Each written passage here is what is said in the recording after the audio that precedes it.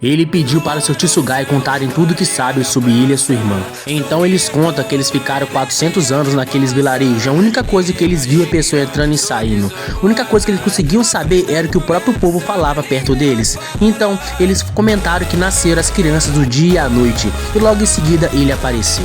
Até esse dia eles não tinham visto a sua irmã. Até que uma noite o seu pai carregava ela dentro de uma sacola de madeira. Então o Tsugai percebe que ela tem o mesmo cheiro que ele. Então eles deduzem que é sua irmã. Então sua mãe e seu pai fugiram com ela. E Uru achava que por todos esses anos ele e sua irmã tinham sido abandonados pelo sua mãe e seu pai, mas na verdade é que ele que foi abandonado. Mas agora Uru conseguiu o objetivo. Ele decidiu que vai encontrar a sua irmã para assim achar seus pais. Logo em seguida o Tadera aparece e Uru pergunta por que ela tá meio estranha. Então ela diz que é porque agora ela é sua responsável legal. Tudo começou porque ela foi pedida em casamento.